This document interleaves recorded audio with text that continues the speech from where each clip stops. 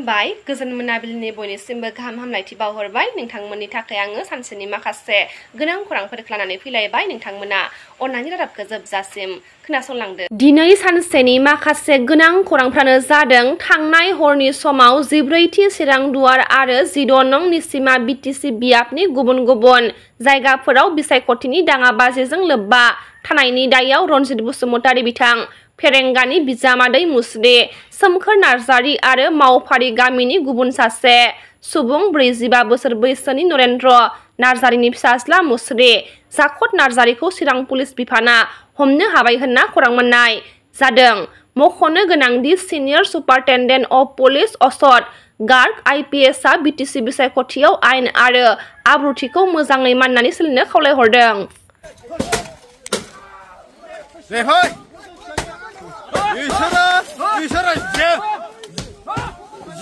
जेम्सनि थाखाय दादागिरि देखायला जों फेरेंगा साननि थाखाय जोंबो दादागिरि देखायगोन।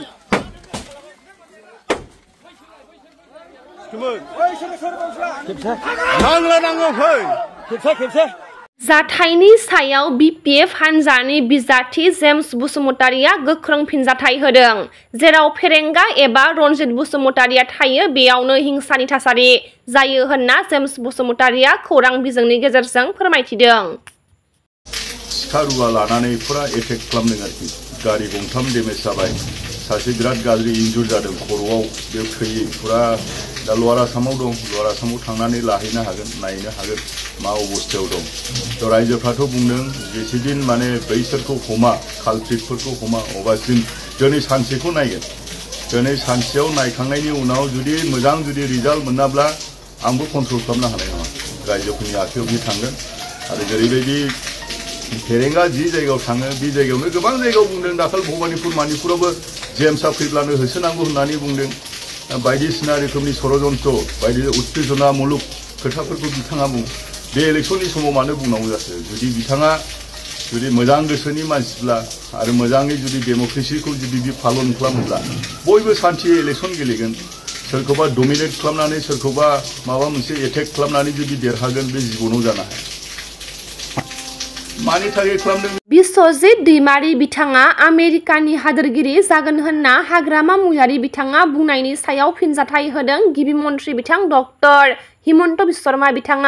बिथाङा फोरमायथिदो खाफालाव दंब्ला बिश्वजित दैमारीया लेङाइ हादोरगिरि जानोबो हागौ होननानै मख'नो गोनांदि फैगौ बिटिसि बिसायख'थिखौ लानानै हिंसायारि जानायनि सायाव बुंथिगिरि बिश्वजित दैमारी बिथाङा खौरां मेलनि गेजेरजों माखासे गोख्रों बाथ्राखौ फोरमायथिदों। बिथाङा फोरमायथिदो बिसायख'थियाव बयहाबो मोनथाय दङ दावराव दावसि जानायनि गोनांथि गैया होनना फोरमायथिदों बिश्वजित दैमारी बिथाङा लोगोसे बिथाङा बिटिसिनि चिफ जागोन ना जाया बेनि सायाव माखासे बाथ्राखौ फोरमायथिदों। बेबायदिसिम बुंहैदों सीएम जानायनि बाथ्रायाथ' फैयाखैनो आरो सीएम जानायनि बाथ्राखौ गोबां माने खौरां बिलाइयाव बा खौरां बिजोङाव जेबो बुंदों एक्चुअली बेबायदि आं मालाबाबो बुङाखै आंखौसो खौरां बिजोङा बेबायदि खोनादों बेबायदि बुंदों होननानै बुंबाय थादों जे बिदि जामारोब्ला मा खालामगोन बा बिजेपिआ बिदि खालामगोन आं बारे बारे बुंदों जे मोनसे राजखान्थि हान्जाया बिसायख'थि जोबखांनानैसो थांखि लायो जेब्ला बेवहाय सरकार दानो हायो आरो बियो आफादा जेखौ थांखि लायो बा दला जेखौ थांखि लायो बा जायखौ सायख'यो बिसोर जागोन गतिके बे समाव फैयाखै बे बाथ्राखौ आं बुंबाय थादों जुदि बिजेपिआ जायोब्ला मा जागोन होननाय बाथ्रायाव माखासे बिजेपिनि हाबाफारि जायखौ दा इस्ताहाराव होदों बेफोर बाथ्राखौ आं खोन्थादों खारन आं स्पिकारबो आरो सासे बिजेपिनि सोद्रोमाबो नाथाय स्पिकार हिसाबै आंहा बिधान सभायाव निउट्रेल रल लानांगौ बा जायखिजाया बेफोरबायदि माबायाव आङो बाहागो लानो हाया थोंजोङै थेवब्लाबो आं बिटिसिनि सुबुं हिसाबै जेरावखि थाङा माने बेवहाय मानसिफोरजों रायज्लायनाय जायो बेखौ सोरबाया केमेरायाव मोनो सोरबाया माने माबा मोनसे मिटिङावबो मोनो आरो आंखौ राजखान्थिनि बाथ्रा सोङोब्ला आं सासे भटार आरो आं सासे बिटिसिनि मानसि हिसाबै बेराफारसेथिं बिजेपिनिफ्राय आं एमएलए जादों हिसाबै आंखौ बिजेपिनि जानानै सोङो आरो सोंनायाव आं माखासे बाथ्राफोरखौ बुंनांगौ जायो नाथाय आं रावखौबो अजद दैखांनानै बाथ्रा बुङाखै बिजेपिआ मा बुंदों बिपिएफआ मा बुंदों आरो इउपिपिएलआ मा बुंदों बेखौसो आं बुंबाय थादों मानाव गेदेर हाग्रामा महिलारी बिथांखौ आं सनमान खालामो बिथाङा जेखि बाथ्रा बुङा जेब्लायबो माबा मोनसे थांखि लानानै बुङो आं सानो बे राजखान्थिनि फोथाराव दा जितु BTC नि बिसायख'थियाव बिथाङा बेददामबारि जुजिगासिनो दं आं सानो जे आंनि सायाव बेबायदि खोथा बुङोब्ला हयथ' बिथाङा बबेनिफ्रायबा माने मोजां मोनसे फिथाइ मोनगोन आरो बेखायनो बिथाङा आंखौ बेबायदि बाथ्रा बुंदों आरो आंहा बेवहाय जेबो गाज्रि मोननाय गैया अजद मोननाय गैया जे इलेक्सननि समाव बयबो गावनि मुलाम्फा जानाय बाथ्रा आं बाथ्राखौ बेखौल' सानदों आंखौ बिदि बुंनानै जुदि बिथांनि लाब जायोब्ला आं गावखौनो खाफाल गोनां सानगोन जे आंबो सोरनिबा खामानियाव फैदों ना बेयावथ' बिसायख'थि हिसाबै जेरै आगोलफ्राव सोलिदों बेबायदिनो सोलिगासिनो दं आरो बयबो गोसो गुदुं रायजो राजाफ्राबो गोसो गुदुं आरो बे जाहैबाय साफ्रोमबो नोगोरारिफोरनि बिबान जे जोङो बिसायख'थियाव गावनि माने मोजां मोननाय हान्जानो बा गावनि मोजां मोननाय बिजाथिनो भट होनांगौ दा बे हिसाबै बयबो नाजादों आरो गासै राजखान्थि हान्जायानो बेवहाय माने रिजनेल आरो नेसनेल जोंनि ओनसोलारि आरो मोनसेया जाहैबाय माहारियारि माने राजखान्थि हान्जाफ्राबो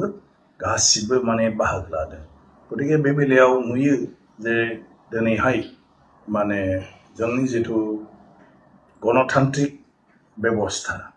सुबुं माने मा होनो सुबुंखान्थिनि जिथु बेबस्था बे बेबस्थाखौ बयबो गुरुत्व होदों आरो बड'लेण्डआ गोबां इम्पर्टेन्ट मोनदों जे माने हादोरनि बिसायख'थिनि माने बेलायाव दिनैहाय बड'लेण्डआबो मोनसे नेशनेल बा स्टेटनि इलेक्सन बायदि मोनसे माने गुरुत्व मोनदों आरो बेनि गुरुत्वआनो जाहैबाय जायगानि खुंथाय आरो बे खुंथायजों जे माने दिनै बयबो बायदिसिना माने हाबाफारि लानानै बे ओनसोलनि आरो रायजो राजाफोरनि जौगाखांनायनि खामानि मावनो हायो बेखौ बयबो फोथायथि लाखिदों बिजेपि दोलोआ सरकार दानायनि फारसे आवगायगासिनो नामा नैबे BTC बिजेपि दोलोआथ' स्पष्ट बुंबाय थादों दिनै माने गिबि मन्थ्रि बिथाङानो होन बा गुबुन जेसेबां दैदेनगिरि दं जे बड'लेण्डआव रावनिबो सायाव बेबायदि आक्षेप गैया आरो कुनु राजखान्थि हान्जाजों माने थोंजोङै बेबायदि बादायलाया रावखौबो गाज्रिबो बुङा अदेबानि रायजो राजानि जेंनाखौ बोरैहाय माने फोसाबनो समाधान खालामनो आरो BTCआव गोजोन थासारिजों लोगोसे जौगानायखौ बोरै लाबोनो बिनि थाखाय बिजेपिआ खामानि मावगोन आरो बे रायजो राजाया मदद होयो अब्ला बिजेपिआ माने बेवहाय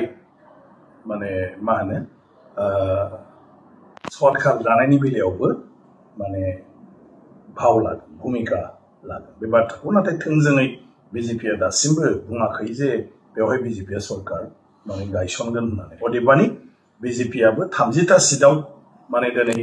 बिजाथि होदों आरो बे 30टा सिटनि रायजो राजाया जुदि बिजेपिनि थांखिखौ मोजां मोनो अलरेडि इस्ताहार फोसावबाय गतिके दोनखोमानायनि बाथ्रा गैया जे बिजेपिआ जुदि माने सरकार जायोब्ला मा खामानि मावगोन बेफोरखौ गासिबो अलरेडि फोसावबाय दा बेनि सायाव जुदि रायजोआ फोथायथि थायो अब्ला बिजेपिनो भट होगोन आरो बिजेपिआ जुदि रायजोनि माने मोनसे मेन्डेटखौ मोनोब्ला माने रायजोनिफ्राय जुदि समर्थनखौ मोनोब्ला डेफिनेटलि माने बे बेलायाव गिबि मन्थ्रिया बुंदों जे बेखौ कुनु आसरित साननाङा आरो मा होनो ट्रिपल इन्जिननि सरकार दिनै माने बिजेपिआ दागोन आरोखि क'क्राझारावबो दागोन बे बाथ्राखौ बुंदों अदेबानि एकदम जाथारनांगौ होननायनि लाइनाव थाङाखै रायजोआ रायजोनो अपसनखौ होदों जे रायजोआ सोरखौ लुबैयो